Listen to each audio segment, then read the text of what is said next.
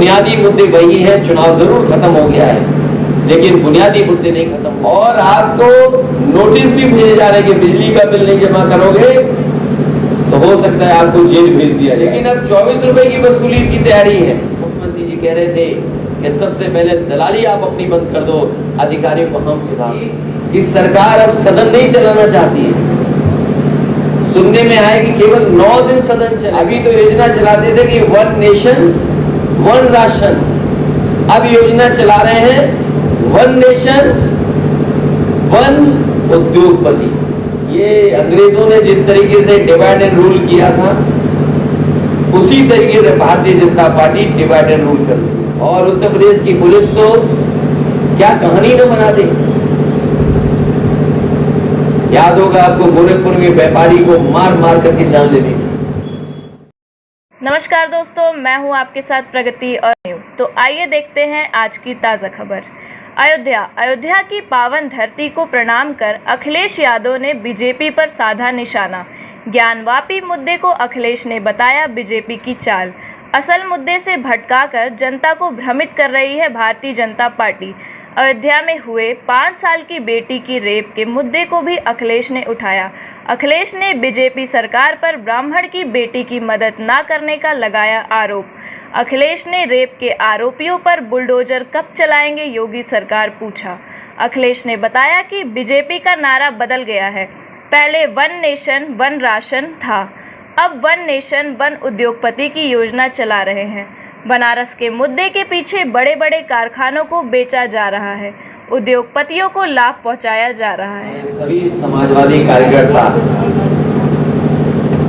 जो मुझे सामने बैठे दिखाई दे रहे हैं, मैं एक एक कार्यकर्ता को बधाई देना चाहता हूं कि जिस तरीके से चुनाव में उन्होंने मेहनत करके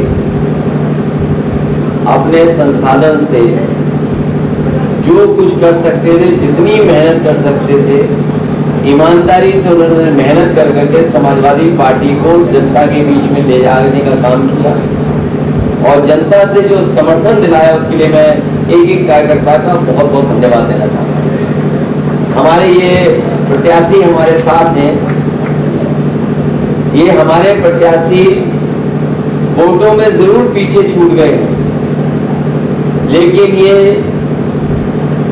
समाजवादी पार्टी के प्रत्याशी पवन पांडे, हमारे बगल में बैठे आनंद सेन और बगल में हमारे साथी फिरोज खान जी बैठे हैं। ये गिनती में जरूर हार गए हैं लेकिन हमारे लिए जीते हुए प्रत्याशी हैं। मैं जनता का धन्यवाद देता हूं कि उन्होंने जो समाजवादी पार्टी को समर्थन दिया है और जो समाजवादी पार्टी को वोट मिला है, हमें विपक्ष में बैठने का वोट मिला है। समाजवादी पार्टी पूरी जिम्मेदारी से जनता के सवालों को उठा करके सरकार को घेरने का काम समाजवादी लोग करेंगे। और ये जनता की ताकत और समाजवादियों के साथ जो समर्थन मिला उसकी ताकत ये कहती कि सरकार अब सदन नहीं चलाना चाहती है। सुनने में आया कि केवल 9 दिन सदन चलेगा।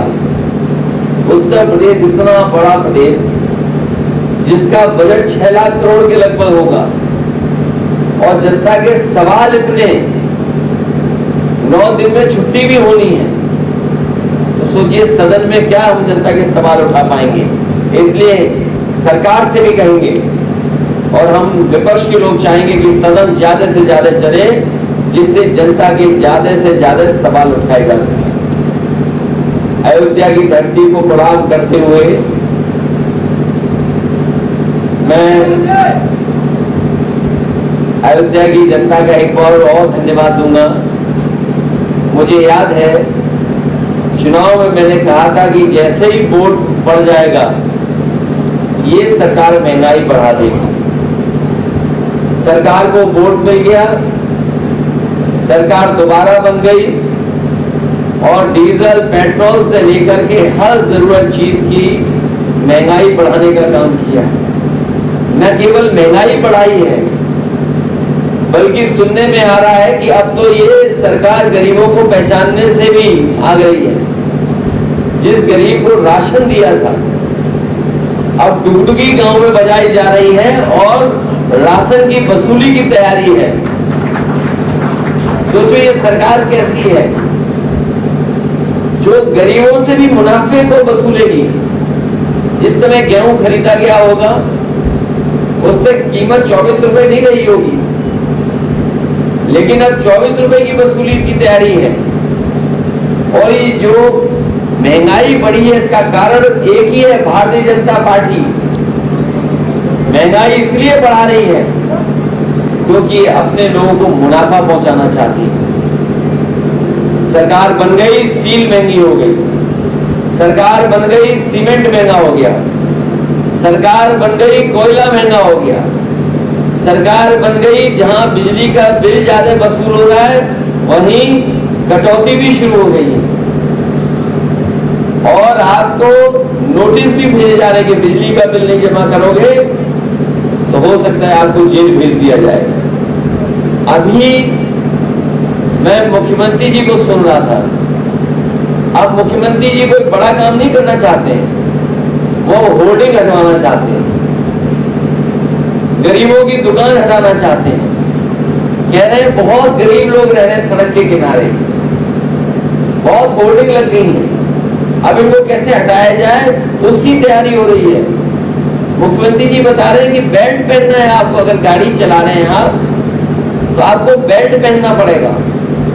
अगर आप मोटरसाइकिल चला रहे हैं तो कानून तो हमारे सब मोटरसाइकिल वाले मानते ही हैं, लेकिन आपको हेलमेट पहनना पड़ेगा। मुख्यमंत्री जी को तो कुछ और बताना चाहिए था, ये तो हम सब लोग जानते ही हैं कि गाड़ी में अगर बैठेंगे तो बेल्ट लगाएंगे, दो पहिए वाली गाड़ी चलेगी तो हेलमेट लगाएंगे। ये कौन नई बात है, लेकिन बुनियादी सवाल जो हैं, बुनियादी सवाल अभी खत्म नहीं हुए हैं। इस सरकार ने बेरोजगारी बढ़ा दी, नौकरी और रोजगार है ही नहीं। और जिस तरीके से बनारस का ज्ञानवापी मस्जिद का मुद्दा उठाया जा रहा है, ये स्मोक स्क्रीन है। ये बनारस का मुद्दा भारतीय जनता पार्टी जानबूझकर के उठवा रही है। ये स्मोक स्क्रीन है जिसके पीछे बड़े बड़े कारखाने बेचे जा रहे हैं, उद्योगपतियों को लाभ पहुंचाया जा रहा है। जिस समय हम और आप टीवी पर, अखबारों के माध्यम से और गली मोहल्ले में चर्चा कर रहे थे ज्ञानवापी मस्जिद का, उसी समय भारतीय जनता पार्टी एक योजना चला रही है। अभी तो योजना चलाते थे कि वन नेशन वन राशन, अब योजना चला रहे हैं वन नेशन वन उद्योगपति। हम और आप लोग बहस में, और उद्योगपतियों को बड़ी बड़ी चीजें बेची जा रही हैं, कंपनियां बिक रही हैं, LIC बिक रही है, एयरपोर्ट पहले ही बिक गए हैं, सड़क बिक रही है, ट्रेनें बिक रही हैं, ट्रेन स्टेशन बिक रहे हैं, और उद्योगपति जो चाहेंगे वो चीज खरीद लेंगे। ये अंग्रेजों ने जिस तरीके से डिवाइड एंड रूल किया था, उसी तरीके से Bharatiya Janata party divide and rule कर रही है। ये सिद्धांत हजारों साल पुराना है, जो कभी अंग्रेज इस्तेमाल करते थे, वही सिद्धांत पर भारतीय जनता पार्टी चल रही है। हमें और आपको कभी धर्म के नाम पर, हमें और आपको कभी जात के नाम पर बांट कर करके जनता का ध्यान हटा रहे हैं। और इतना न्याय उत्पीड़न कभी नहीं हुआ होगा जितना इस सरकार में हो रहा है। थाने अराजकता के केंद्र बन गए हैं, थाने दलाली का सेंसेक्स ऊपर नीचे हो रहा है, पुलिस पकड़ी जा रही है। और कभी आपने सोचा होगा कि पुलिस क्या कर रही है? अगर इन्हें बुलडोजर ही चलाना है तो ललितपुर के थाने पे बुलडोजर क्यों नहीं चला, जहां पर एक 13 साल की बेटी के साथ पुलिस के दरोगों ने बलात्कार कर दिया। जनता जानना चाहती है कि भारतीय जनता पार्टी में बुलडोजर चलाएगी कि नहीं चलाएगी। चंदौली में एक बेटी को इतना पीटा कि उसकी जान चली गई। बताओ वहां के पुलिस के लोग बर्खास्त होंगे कि नहीं होंगे? आपके बिल्कुल पड़ोस में सिद्धार्थ नगर में एक माँ अपने बेटे को बचाने के निकली, उसकी माँ को गोली मार दी गई, उसकी जान चली गई। पुलिस अब कहानी बदल रही है, कहानी नई बना रही है। और उत्तर प्रदेश की पुलिस तो क्या कहानी न बना दे। याद होगा आपको, गोरखपुर में व्यापारी को मार मार करके जान लेनी थी। इसलिए मैंने कहा कि अराजकता के क्षेत्र बन गए हैं और इतना दलाली कभी नहीं हुई होगी जितनी सरकार में दलाली हो रही। और दलाली मुख्यमंत्री ने खुद स्वीकार की। याद होगा ललितपुर में जब जनप्रतिनिधियों ने शिकायत की, बीजेपी के कार्यकर्ताओं ने शिकायत की कि यहाँ पर बहुत सारा भ्रष्टाचार है, तो मुख्यमंत्री जी कह रहे थे कि सबसे पहले दलाली आप अपनी बंद कर दो, अधिकारियों को हम सुधार देंगे। इसलिए मैं अयोध्या के पत्रकार साथियों का धन्यवाद देता हूं कि आपसे मिलने का मौका मिला। बुनियादी मुद्दे वही हैं, चुनाव जरूर खत्म हो गया है, लेकिन बुनियादी मुद्दे नहीं खत्म हुए। हमारा यूथ, हमारा नौजवान बड़े पैमाने पर बेरोजगार है। जो गेहूं कुछ लोगों ने खरीदवा दिया, कुछ उद्योगपति गेहूं खरीद ले गए, और जब सरकार को पता लगा कि उन्हें गेहूं है ही नहीं उनके पास, तो उन्होंने गेहूं को रोक लग दी, पाबंदी लगा दी कि गेहूं विदेश नहीं जा सकता है। लेकिन हम और आप लोग ज्ञानवाबी मस्जिद की बहस में छिड़ गए। बीजेपी ने अंदर ही अंदर स्वीकार कर लिया कि जितना गेहूं ले जाना चाहते विदेश ले जाओ। गेहूं पैकेट में आटा बन करके आएगा तो सोच लेना आपको कितना पैसा देना पड़ेगा।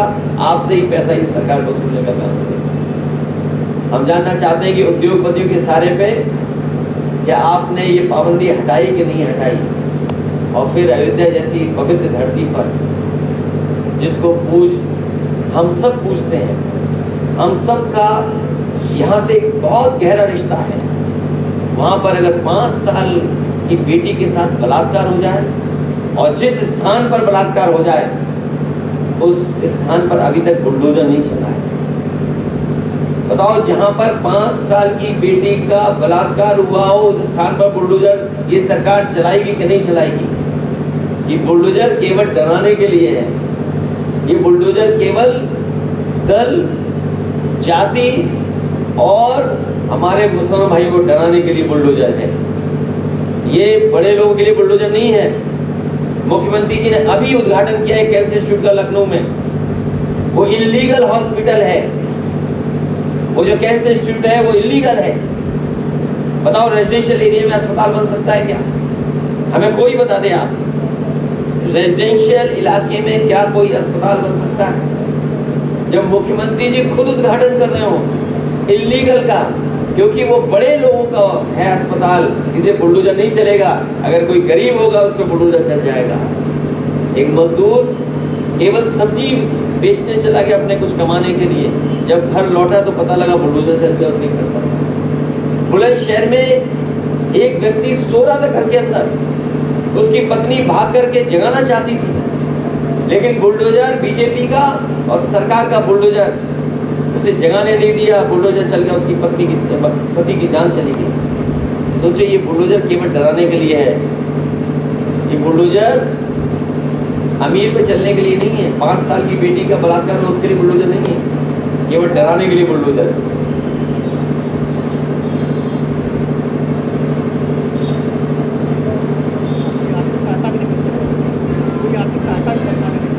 और इस बेटी की तो कोई मदद नहीं की। मैं परिवार से मिला था, उनके परिवार के सदस्य को इतना सदमा लगा कि उनकी भी जान चली गई। परिवार में कई छोटे छोटे बच्चे हैं, कोई मदद करने सरकार नहीं आई। और जब इलाज भी कराया गया तो जो मदद मिलनी चाहिए वो मदद नहीं मिली। और उस 5 साल की बेटी का इलाज केवल 1 महीने या 2 दिन का नहीं है, सालों साल इलाज होगा तब वो स्वस्थ हो पाएगी। तो बताओ, सरकार मदद करेगी कि नहीं करेगी? अयोध्या की पावन धरती पर अगर इस तरह की घटना हो जाए, उस स्थान पर बुलडोजर चलेगा कि नहीं चलेगा? और ब्राह्मण समाज की बेटी है, बताओ सरकार मदद करेगी कि नहीं करेगी?